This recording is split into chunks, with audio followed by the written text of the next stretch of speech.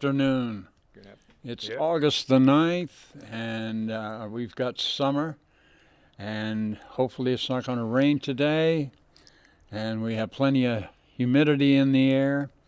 It's been kind of a torturous summer, but we're going to get through it somehow. And today I have a good friend of mine, Jim Wong, who is one heck of an artist. And lately he's been experimenting with, what do you call that, Jim? Acrylic pouring techniques. Pouring techniques. Yep. And can you explain how that works? I'll explain it on when I get to those paintings. Okay. So I'll sounds start good. with because I got 8 acrylic paintings today, and since we only have half an hour, that's about 3.75 minutes per painting.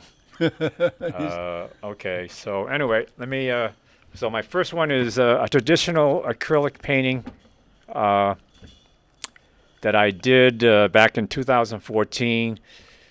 So I end up restoring it, but I did this one using kind of drafting materials like a T-square and a triangle, or 45-degree triangle, and a 60-90 degree, 30-60-90 degree triangle on the top there. But the rest is done on kind of on drafting kits, and I think I painted it, and I end up using acrylic, the acrylic fluorescent paint to make the color stand out, which is the yellow coloring on this painting. So that's the one I did. So it's basically called Geostructure, a 16 by 20 print. Okay, and if you notice, it's So it's a traditional art. It's the columns are equidistant to the other equidistant size of the sides there. So it makes it. It's done on a two-dimensional plane, of course. So with a 45-degree angle, it makes it looks like a three-dimensional. It kind of tricks the eye to seeing it being a three-dimensional painting. So that's that's about it for that one. So, I like that because yeah. not only you've got, they're all geometric, but at the same time you painted a nice sky in the background, so it kind of suspends itself right there in the sky. Right. Yeah. Painting. Right. I like the way you handled that. Yeah, it's kind of all out of my imagination, so no reference on that one. Okay. Yeah. So my next one is my favorite actress. I think I've shown many times my painting of Elke Summers. This is on an 8 by 10 on a birch panel here again. Wow. Look at that. Yeah. So she's on. You can turn that a little so it'll be the other way. Yeah, okay. there we go. Yeah. All right. I love that one. Yeah, this is done on acrylic, heavy body acrylic painting by Lucatex. So the heavy body acrylic I use the impasto techniques, which gives it more texture on this birch panel. The birch panel which is first applied with gesso, which gives it a toothy grit, so that it sticks to the acrylic paint when I apply on it. So using a pasto technique, the hair and the texture is more emphasized in the painting, and then you got to have some contrast to make it look realistic. So you have to have the heavy shadows in the painting there to do that. Right. Yeah. Well, it looks fine to me. That's a beautiful Okay. painting. Okay. So anyway, my next one is another Elke Summers.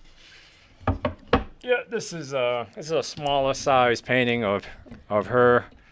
If you want to zoom in on this one, okay, yeah, here you go. Yeah. Again, this uses heavy body acrylics to give it the texture and the impasto techniques. So you notice this is a bare surface. I didn't apply any gesso there.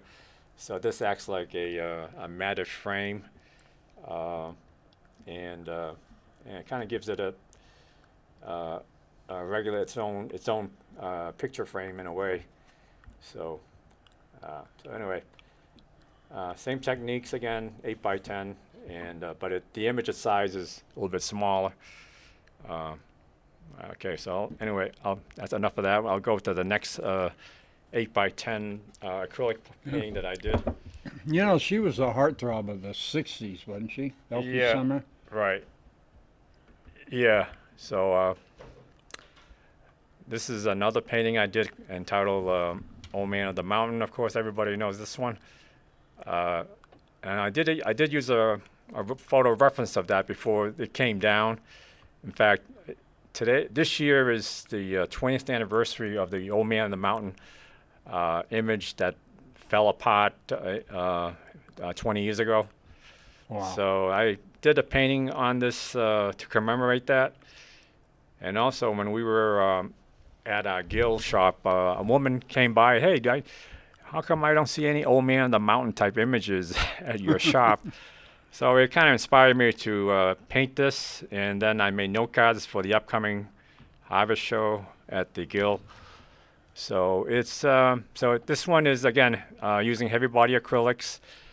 I did my own sky using my own imagination for the giving a sunset effect, and then the rocks and the rock formation. I guess I also added an extra shadowing and to make the rocks stand out in this painting. It's a shame that fell too. I remember when that fell; Yeah. it was all over the news. Yeah. The Old Man of the Mountain. Right. Boom. Yeah. That's in the White Mountains region. Right. And then there's an Echo Lake nearby there, I think. Right. Echo Yeah. Lake. Yeah. So. Yeah, I mean, it was when you looked at it, even from a long distance, you could Yeah. see that it looked just like a side portrait. Or Yeah. you know, All right. Yeah. But you did a good job on that. All right. I Thanks. love Yep. that sky. Yep. Okay. Yeah. Okay. My next ones are going to be the acrylic pouring technique that you asked. Okay. This is Oh, yeah. Yeah, this one here is actually, I actually sold this to a friend, so it's, okay, let me rotate it, yeah, okay, here we go. There we go. All right, so I have to hold it. Okay, so here we go. All right, so this one is, yeah, this is one of the first of my acrylic pouring techniques. I experimented acrylic pouring last fall, and these type of paintings doesn't take too long to make. It's the real time-consuming effort is the mixture of the paints to do it. So it's almost like cooking. We have to do all the prep work, and then the pouring of the paint is done as applied on this 10-inch circular panel.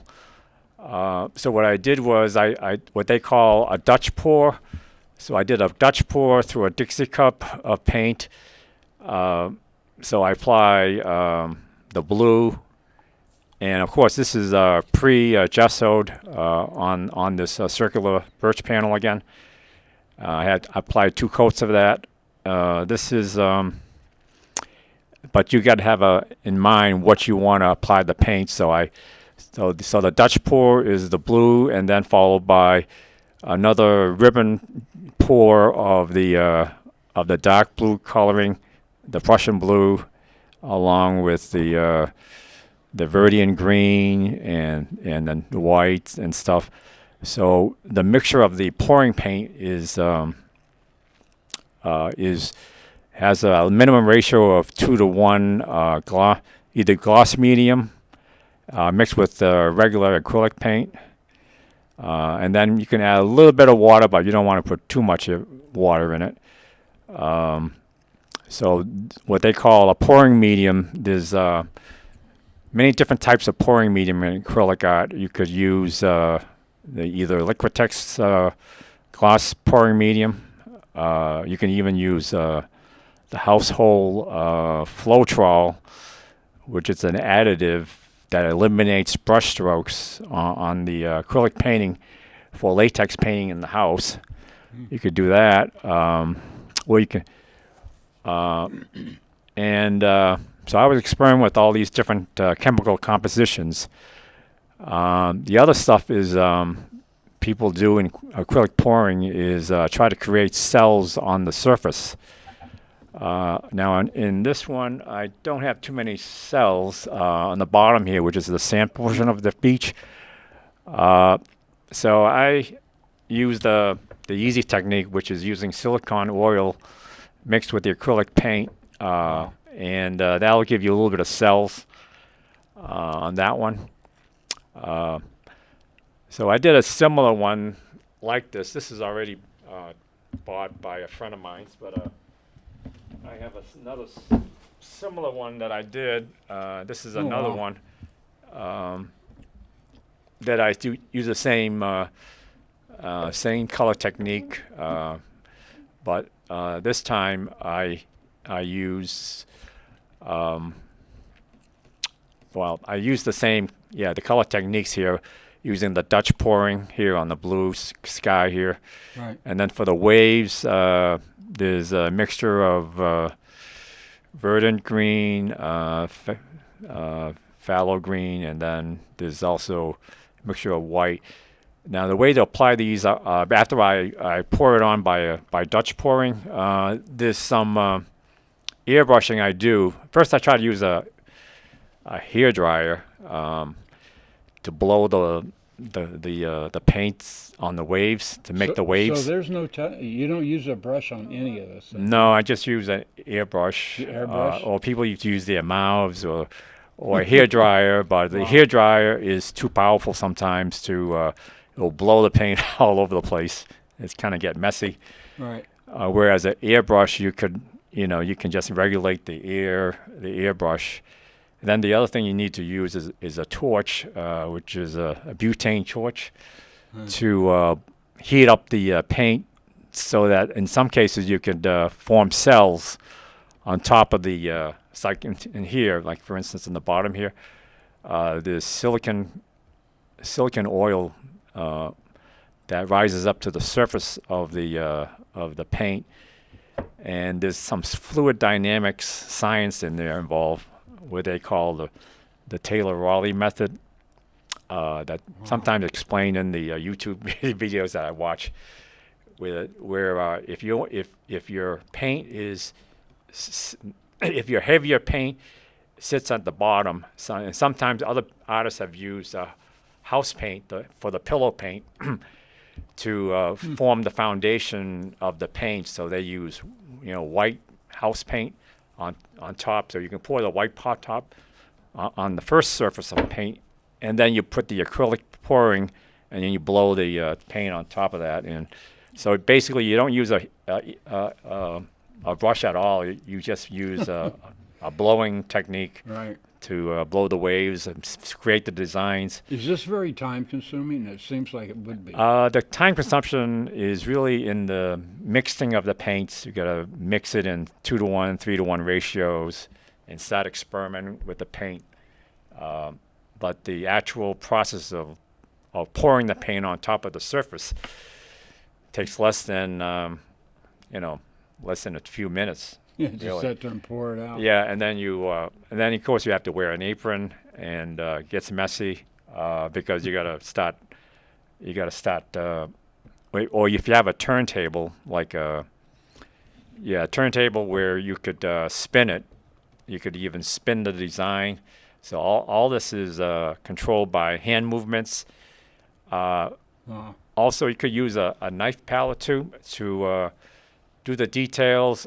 If you want to add, if you want to get the cells out of there, sometimes you dip it in water with some Floetrol concentrate and smooth it out. Wow. You could maybe form cells with it, but that would be the only painting instrument you use, other than using your hand, or you're using the cups and your hand to spin the paint in. You swivel it around, Yeah. So it's What's kind the of a dry- different way of doing How about painting. the dry time? Is it It because you're mixing a lot of medium there? it takes about 3 days to be 3 fully days? dry. Yeah. Kind of like an oil painting. Yeah, 3 days is probably plenty, because some of the you gotta let the silicon dry, but the silicon separates from the surface tension of the paint, and it rises up, and then you gotta make sure that's completely dry. So so it's for using yep. forced air, that comes out good. You got some nice. So these now these if you see waves on there, those are hand painted. I did So then I use a brush for that, for some of the detailing. And so other artists could paint over it, and you can combine traditional artist technique of adding detail to it after you're done. After it's dry. So okay, so continuing on with more paint pouring techniques. Because I hear a lot about this. This technique and flow and. This one. It's on. I think let's see. There you go. Yeah, this one I admit this one wasn't centered. I originally I did a Dutch pour in the center of this painting and try to make a flower. Right. Make it. So if you'll notice, there's some cells there. So I purposely there's some Floetrol in there. So some of the additive Floetrol. Now I use U.S. Floetrol, but other artists on YouTube have used Australian Floetrol, but that's expensive. It's an $80 for a quart of Floetrol. $80. Yeah, you have to get it from Australia. But that makes good cells easily with acrylic paint. But some artists have used Floetrol to do it, so you got to have like a 9-to-1 ratio, 9 parts Floetrol to 1 part acrylic. Wow. Sometimes to make it because the lighter solution sits on top of the pillow of the paint, and then it somehow creates these cells. It floats up to the surface of the heavy paint, which is the pillow paint. Right. Below. And then to get that shine, if you notice, I use a pouring medium, gloss medium from Liquitex, at least a 2-to-1 ratio. And then, of course, I didn't make enough gloss to it, so I had to apply a second coating to it. So you'll see a second coating to it. So again, it's all done within. So it's all done with those type of techniques. How do you like working with that? Are you going to continue to experiment, or? Here's one. All right. I think I got the last one. All right. The last one I have is this one here. Oh wow. That one was Fluid Bloom, but this one is called I call it the Nebula.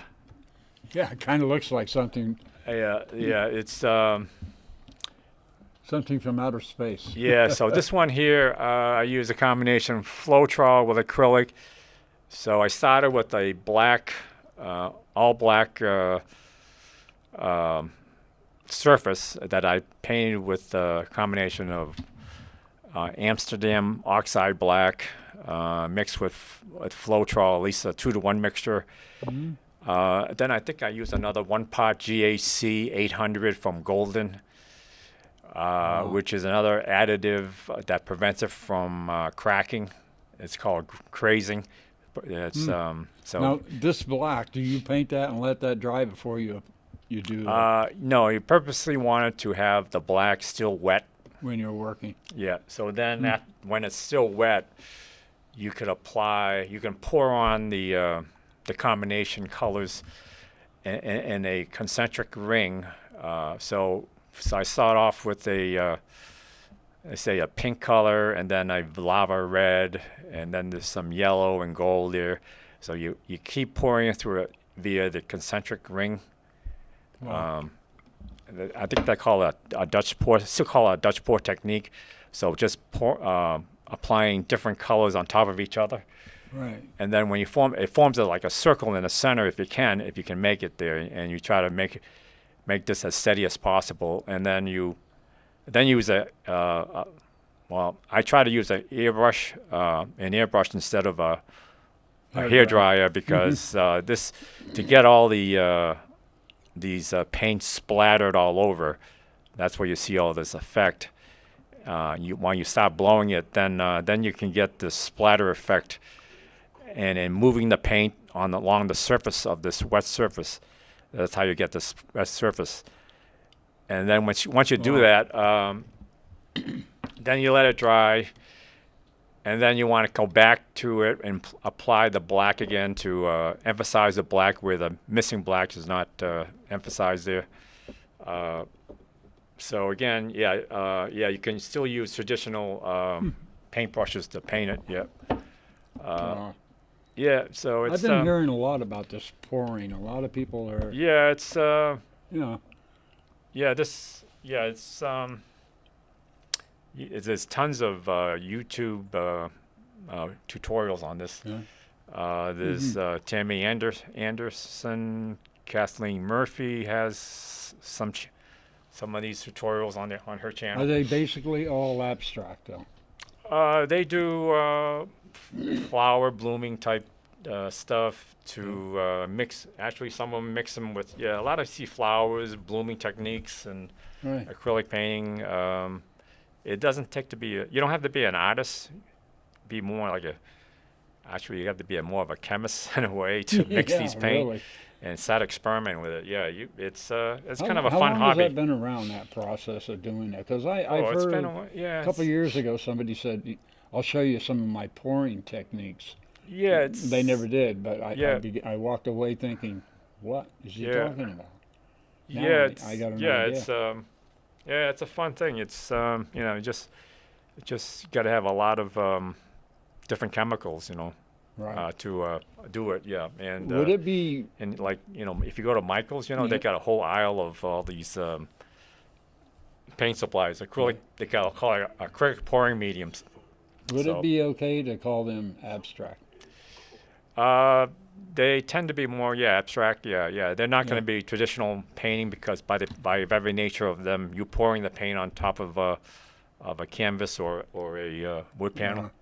So it's it's going to be, it's all kind of abstract in nature. You can make it look half abstract by applying some images on it, like say put some people may put a sunset on top, and then they bloom these flowers by blowing flower type patterns on top on the paint. Wow. And they can. Can you control it with the air, right? I mean. I control it with the airbrush. I bought one of these portable airbrush from Amazon, and it's actually USB port charge operated.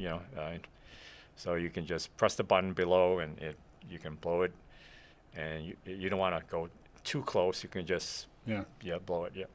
So. How messy does it get? Can it get real messy? Oh yeah. Because I'm thinking of you got paints because you got thick paint all over you, so you got to have a good surface table. You got to cover it in plastic maybe. Yeah. You got to have an apron maybe to wear or wear plastic gloves. Yeah. Because I could see Mary giving you the eyeball like, what are you doing? Yeah, I know. Yeah. But they come out beautiful. I mean. Yeah. These. Yeah. So these. And I can show you all these, Russ. Yeah, these. Yeah, Wow. I have to do a lot of experimenting before they come out right. Some of them may not come out right. Okay. Yeah. That's beautiful, though. Yeah, I mean, some of these. Yeah, I got. These, see. Really nice. And I'm not. I've never really been a big fan of abstract. Yeah. But I think it was because I got, I was looking at just one person's artwork. Yeah. And then years later, I'm thinking, that's beautiful for abstract work. Yeah. So it is an art form. Yeah. And it's something now that I've learned to appreciate a lot more than I ever did. I guess it's because when you start out, you want to be real strict on yourself, like follow the rules. Do this, use a brush. You got your different size, angled brushes, etc. But I look at this, and this is beautiful. Kind of reminds you of the Andromeda. Is that the correct way of saying that? Something from Oh outer yeah, I space. mean outer space. Yeah, like Yeah. this one here. Yeah, this. Right. Yeah, that one. Yeah. That catches the eye, and this one here too. Yeah, this is you know, if you make it looks like, you know, okay, it looks like a beach waves, you know, with the Yeah. sand. You know, that's, so you Wow. got to choose the colors to match the scenery. You know? Are you going to continue to experiment with this? Yeah, I can do Christmas themed stuff, you know, by using green and red, you know, Yeah. and then I could add snowflake design on top of that by taking a template snowflake and airbrushing that on top, or hand painting it on top of it. Wow. That you could do that. It's really So you nice. can do all these different types of background on it, you know. So it doesn't take that long to do. That's the nice beauty of it. Instead of doing it takes But the dry time, 6 3 weeks. days. Yeah. Oh I boy. mean, I can. Yeah. Instead of doing traditional art like oil paintings, and which takes 6 weeks. Wow. This is easy. The process is mixing the paints is the thing you got to experiment with. Yep. Wow. So Well, I'm so glad to have Jim on. He's been on my show before. yeah. He is an artist that is serious, and he continues to work and experiment. And that's what I like. Yeah. I really appreciate this because I've heard so much about it. Yeah. And I don't even know, even though you've been talking about it and explaining it, I'm still lost at Yeah. how you would do it. Oh yeah. But I think watching a demo, I think I'd be all right. But this is really awesome stuff. It's worth it, you know. Oh yeah. Yeah. I mean, it's just like when you have thick paint like that. Yeah. I get kind of picky because I want everything flat. I want every, Yeah. you know, this and that. But you look at some of the masters, and they had thick paint on there too. Yeah. Van Gogh was real big on that. Right. But this is really beautiful work. I think I've learned a little. I don't have hands-on experience, Yeah. but just listening, Yeah. I might just, try this. Check out on YouTube. Yeah. yeah, just see it on YouTube and Yeah. such Just type in and it. do it because Yep. I look at the outcome. Hey, Yeah. it's beautiful. I would like to thank Jim for coming on today, and to me, this is really something that's worth it. Art has a lot of good purposes, and one of them is healing. I think Jim and I are both retired, and I think if without art we go nuts. To be honest with you, Yeah. so I will see you in 2 weeks, and God bless. Yep.